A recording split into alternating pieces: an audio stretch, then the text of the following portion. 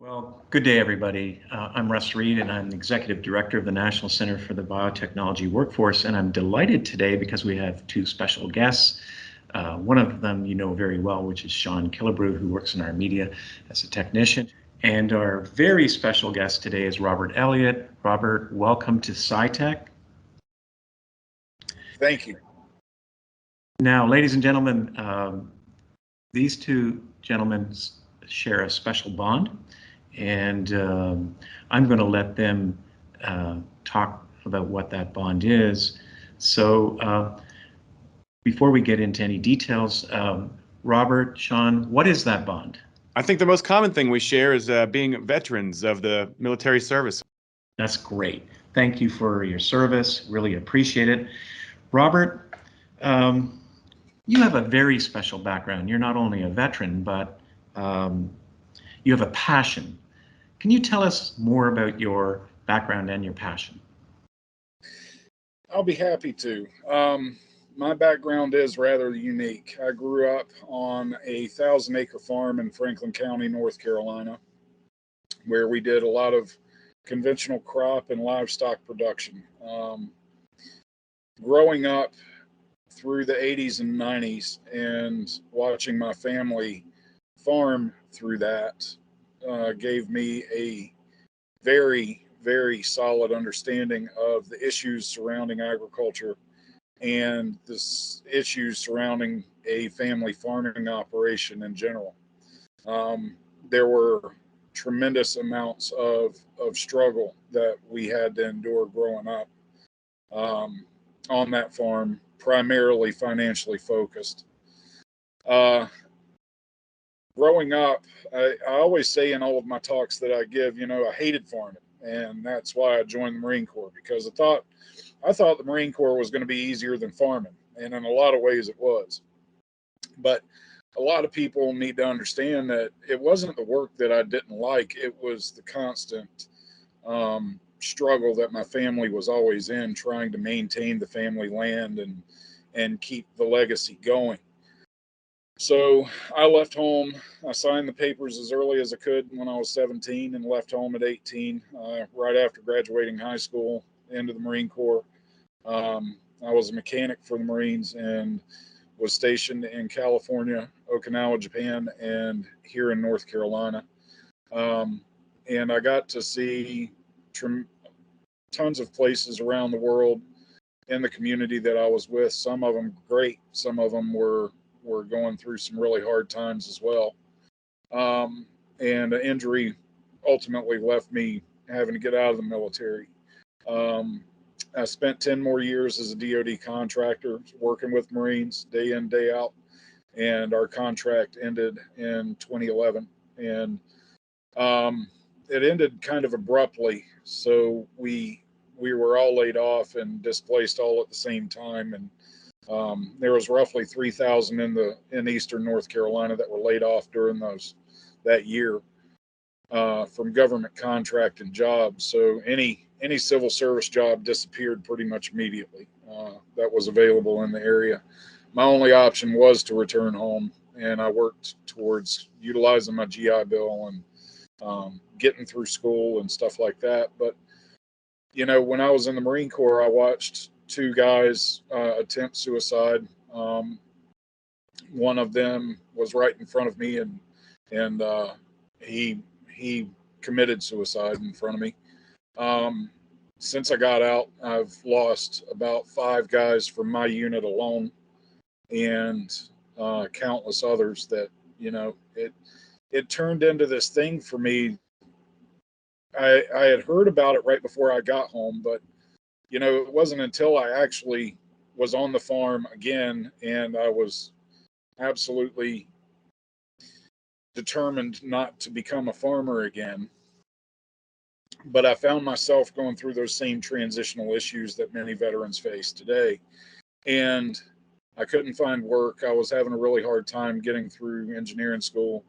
VA healthcare was very much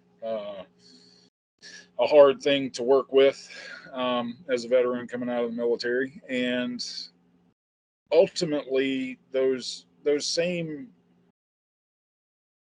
transition issues that lead to veteran suicide during the transition days, which is typically in the first year after military service, I found myself going through. And of all things to save me from going down that path, it was a chicken that was in the backyard that just would not leave me alone. And it was like this chicken was almost providential in the sense that it was the messenger of God saying, "Hey, you're supposed to start farming, dude. Come on, let's go."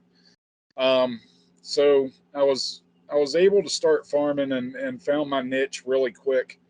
I applied a lot of business principles that my folks were not the greatest with, and really focused on business and the financial aspects of a farming operation. And I was able to go from being absolutely broke and penniless with nothing to doing around 120,000 gross to 60,000 net a year in pork sales. I got really creative with marketing, and I was doing really well with selling pork and chicken, beef, and stuff like that. And one day, somebody that Rural Advancement Foundation International, an organization out of Pittsburgh devoted to saving family farms, asked me to come speak to the leaders in agriculture about my experience and becoming a farmer and how it helped me. And this was to the leaders of agriculture in North Carolina, like Farm Bureau, Farm Credit, VA, a lot of other entities that are heavily involved with agriculture and the veteran scene, both, but no bridge had been connected between the two at that time. And I basically equate it the same way that I equate to the general population of citizens in the U.S. when I give a talk. Imagine, if you will, that you're on an aircraft headed to Thailand or France or wherever, and you crash onto this deserted island and nobody can find you. You know, think Castaway, the movie, and in this example. And for 4 years, nobody finds you, and there's 40 survivors off of that plane. You depend on them day in and day out for everything, whether it's down to personal issues that you're going through, professional issues, you've got a problem with somebody up the chain of command, or everything based around survival depends on how strong those links in the chain are around you. And then one day a search helicopter shows up and yanks you out and takes you back home and dumps you back into the civilian life, and it's back to life as normal. You're not going to be the same. No one that goes through the military is going to be the same. So what I ultimately relayed to the leaders of ag and VA and all of that during that talk was trying to get them to understand what it's like to be a veteran these days, and what it's like to come home, and what it's like to feel like nobody cares about you anymore. And because it's not that people don't care, it's that they've got their own stuff going on, and they've got light years of experience ahead of how to deal with stuff in the civilian world than we do when we get out. So what it led to was me being asked to speak at USDA to the Secretary and Undersecretary of Ag, and going around the country and talking about my experience and stuff like that, and how I was able to build a farming enterprise and plug in basic business principles, think outside of the box, get creative, do things that made sense financially and from a business standpoint. And I always treated the farm as a business first, which is where a lot of people go wrong starting a farming operation. They get so attracted to the furry and feathery and cute and all of that kind of stuff, but they never really consider it as a business. And there's no other business on earth where somebody hasn't thought about, do I have a market before I even start to produce a product? Farmers do that. Beginning farmers do that all the time. They don't think about, do I have a market? They just want to go buy the cows and the chickens and the ducks and the pigs and all that kind of stuff. So what it led to was articles being written about me, and news folks coming out to the farm and doing video and so forth and so on, that ultimately led to veterans calling me after they had seen the story. And out of nowhere, it was a flood of veteran interest. How do I do what you're doing? I really want to get into this. I don't know how. It sounds like you found something that might work for me, kind of thing. And it's to the veteran of the flavor that I teach now.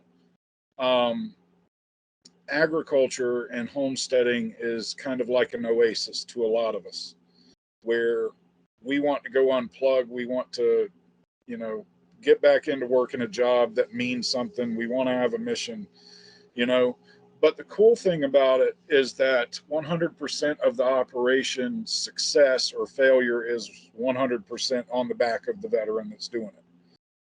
So it's no longer a team effort. And, out of nowhere, I was catapulted into working with veterans and trying to help them learn the basic fundamentals and why the entire deck is stacked against them to become a farmer from a business standpoint because of the way things are today. So over the years, I developed programs, noticing from the consulting work that I was doing with veterans for free and going to their farms and seeing where they were having problems and stuff like that, or trying to help somebody new come into farming. I started developing programs that alleviated all of the issues that I was seeing. And since then, I've built the 501c3 nonprofit called the Veterans Farm of North Carolina. I started the only agricultural program for introductory skills in ag on a military installation that's still going today at Fort Bragg, called the Soldier Agriculture Program. And the Veterans Farm of North Carolina is also about to launch a 6-month program that's hands-on, in-depth, teaches the theory and science between, soil management and working with livestock, horticultural concepts, and all of that stuff to veterans in the community to help them gain a firm understanding and get a good grip on what it is they're going to have to do. So, life has taken a complete U-turn and headed into some seriously positive directions. And we've been able to make a major impact in North Carolina. A lot of other farmer veteran programs are looking at North Carolina and the work that I've been doing as a model for their own states. And I help other states try to get stuff off the ground too, such as networking sessions for veterans that are in agriculture. So yeah, that's a bit of my background. It's pretty impressive. Thank you, Robert, for your inspiration for that work and for helping the veterans. Sean, I'm going to turn it over to you. Well, Robert, I've heard that veterans make great farmers. Is this true, and why would that be? Vets make totally good farmers. If you were to take the smorgasbord of people we've got in the world today, and Sean, you understand this very well, being with your background from the military too. What demographic would you actually go after if you were going to place America's food production into the hands of that demographic? And there's no better than a veteran. I mean, veterans come in all shapes, sizes, genders, colors, you name it. And we consider each other family from the start. The first thing that happens to any of us is our heads are shaved and we're all given the same uniform to wear. So, that kind of removes any kind of individuality that we have. But the cool thing about a veteran is that in veterans, there is such a work ethic instilled to complete the mission at all times. No matter what, the mission is always critical. You complete the mission and everything else is on the backside of mission success. So when you take a veteran from the military and you plant them on a farm and you say, okay, you want to do this, this is how you do it. I'm going to give you the tools you need to do it and start. And here are the things that you need to be cognizant of from here, complete this mission. Well, they're going to do it. The statistics that are out there from various agencies show that beginning farms typically are belly up within 5 years. And almost all of them are leading to a divorce or a death in the family or something to that effect that is typically the catalyst for the end of the farm. The biggest thing that is the hardest for a beginning farmer to grasp is, like I was talking about, they put the cart before the horse, theoretically, in terms of the business before the farm. They never consider the business side of things before they get into farming. So it's my job to help a beginning farmer understand what exactly they're up against in terms of business, in terms of working with the weather, because farming happens to be one businesses in the world where literally anything possible can happen. Um, Other businesses aren't so much concerned on whether or not it rains today or it doesn't rain for 3 months. But farmers, too much rain and your crops are flooded, or not enough rain and they don't grow. So, there's there's a tremendous opportunity in helping people start farms, and even more opportunity in making sure they understand what it takes to make the operation successful. So that's my job, and veterans are absolutely perfect for it because they've got the get it done attitude, you know. Well, I wholeheartedly agree with that. Uh, what are a couple of things that veterans should be cognizant of while starting this as a hobby and then as a profession? Well, the biggest thing is making sure that you're financially stable. And you know, um, one of my courses that I always start on the first week of any class that I offer is a course on producing eggs, because we've got to it's a true joke in the agricultural world. Typically chickens are the gateway drug to farming. um, People like chickens and then they turn into farmers overnight, it seems, and now they've got to have all kinds of other stuff. But um, being able to break down a a balance sheet or profit and loss sheet, understanding what types of costs or where they have to be plugged in where, and then developing the price point for your product based off of those data is what's extremely crucial. Right next to the number one question that any of my students will ever tell you is the biggest thing I hope they ever got from me is, have you defined your market first and foremost? Um, Past that, it's all in, how do you trim the fat out of your business? How do you integrate technology into your business? Because I mean, now we've got robots that can tend a garden for you, which is, one of the things I hope to get out here on the farm one day. And the project that we've been working on, to help train the trainer based on soil microbe activity and what's going on in there, we'll talk about in a second, I think. Um, I was working with Dr. Kavanaugh on some ideas for some simple technological concepts that would help with farms on a very small scale, such as robots to monitor for weed and pest pressure and stuff like that. Because my background educationally is agricultural, environmental, and engineering technology. So, um, it's we're it's going to be an interesting next 20 years in ag and food to see what happens, because technology in general is so far behind in the agricultural world compared to the modern world, that everybody knows and relies upon so well. There's still a lot of farms out there that don't have cell phone signals. And once we are able to link connectivity to farms across the board in the U.S., we're getting ready to see an entire industrial revolution occur on a technological scale on farms, and I'm excited to see what that's going to bring.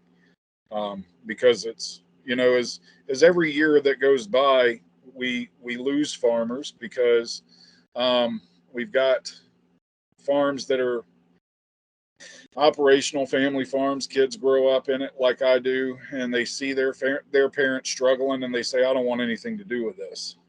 This is not the future that I envision for myself. I don't want a life of struggle. I'm going to go find a job somewhere else."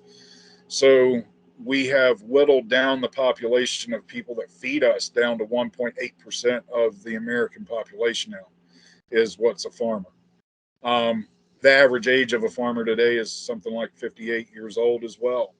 So when we're looking at numbers, we're looking at a dying art. And as time goes on, we do not have the labor to sustain food production in the U.S. So something has to give, and it's all going to be technologically driven as the only real answer out of it, to reduce the labor shortage cost and labor shortage issues. So trying to help shape the future of agriculture is another little side project that I work on. But right now everything I do is trying to help veterans find a better life through ag, do it right, sustain it, make it worthwhile, make it stick around for a while. And I'm hoping in the years to come that proves to be a suicide eradication device for the veteran community. Robert, I appreciate you very much, all your efforts and everything. I'm going to throw it back to Russ. Yeah, thank you both. Really appreciate it. This has been fantastic. Robert, you did mention Dr. Kavanaugh, Dr. Laura Kavanaugh, who's actually a tenant here in our Innovation Quarter lab here at SciTech. And you did sort of give us a little bit of an insight into a grant that we're all working on. Can you elaborate a little bit more what you want to do with the grant and how it will transpire? Thanks. So my portion of the grant that we're doing together is to help bring veterans into the soil science knowledge world, because another one of the fundamental tenets of my courses that I teach is that, I think it was Paul Harvey said it, we owe our entire existence to 6 inches of topsoil and the fact that it rains. And literally everything comes from that. So, we in the past 100 years alone went from regenerative agriculture into commercial large-scale agriculture by forcing soil into being a substrate and doing what we want it to do by the use of synthetic fertilizers. One of the biggest times that we ever did that was actually from the bombs that came back from World War II, nitrogen bombs. We were trying to figure out what to do with that nitrogen, and then wound up going out in the fields as fertilizer. And now we have circled back around to looking at regenerative ag as a way to save the planet, to sequester carbon back into the soil through natural plant cycles. These concepts are desperately needed in the farming community because beginning farmers don't really understand soil at the level they need to. And they don't understand what needs to go into it. They don't understand what needs to happen to nurture life and treat it as a living organism as a whole. Because if your soil's right, your crops will follow, or your pasture will follow, that feeds the cattle, that feeds the pigs, that feeds the sheep, whatever you're doing. Only in the instance of utilizing something like hydroponics, aquaponics, or aeroponics are we eliminating soil. The rest of it, soil's got something to do with it. So what I am hoping will happen is this will be a starting point for veterans to understand microbial activity within soil and how all of that kind of stuff works. And in the early days of discussion of this grant and partnership, when Dr. Kavanaugh and I were talking about it, she was like, "Oh, we can show them all this, that, and other." I'm like, "No, we need to bring it back down and simplify this thing a lot more closely for farmer level training, because what we're trying to do is just get them to understand what's going on in soil, not look at the individual microbe and see what that little microbe is actually doing. We need to give them the bigger picture and how all the pieces fit together. And then if they want to go down the PhD rabbit hole of soil science and getting into the microbial level activity, that's even more the better. But basically that's where I play a part in this. So I work with the Farmer Veteran Network that we've been building for the past 6 years, and try to get them involved in training that nobody else is really going to be able to offer them on this kind of level. So developing a little curriculum based on that, and an intro primer course for what soils are, what they do, and how it's important and why you need to pay attention to this kind of thing, and then kind of let it go from there to see what's going on under the microscope. Robert, this sounds really fascinating, and I want to thank you for inspiring us to do that grant.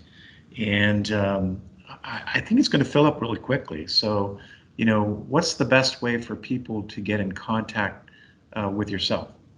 So the easiest way for folks to find us is vfnc.org, which is veteransfarmofnorthcarolina.org. vfnc.org or vetfarmofnc@gmail.com, and they can find us there. We're also on Facebook as well as Instagram, so if anybody's looking for us, you can pretty much find us anywhere. And almost all of those messages come my way sooner or later. So yeah, anybody looking to get in touch with us or wants to support us, we've got tons of stuff that we need to get done. We need people to help build barns. We need people to help build transitional housing for veterans on the farm so that they can, get into agriculture and be able to learn out here and have a place to stay while they're out here on the farm and doing their hands-on training. And tons of stuff needs to happen. But it's my job to connect the military to the agricultural world in any way I can. So any of our biotech, agricultural, enzymatic partners out there in the world that are interested in getting into the veteran community and getting to work with some of the veteran community, please let us know, and I'll be happy to facilitate the connection to us. That's great, Sean. We'll be able to put that in the back of the trailer of the SciTech today, right? Absolutely. His coordinates. That's great. So I want to thank you both, and I want to thank you both on behalf of the country, especially for your service. But Robert, this has been most inspiring. Sean, comments? Oh, I'm extremely interested. I'm going to be looking you up further and maybe even taking part in some of your services. Cool. Come on down, brother. Be glad to have you. So I just want to say that we're always thankful for our sponsors, North Carolina Biotechnology Center, Cook Medical, and Carolina Biological, and of course our foundation. So I want to thank you, Robert, for joining us today at SciTech. Thank you so much. Thank you for having me. It was a pleasure and an honor.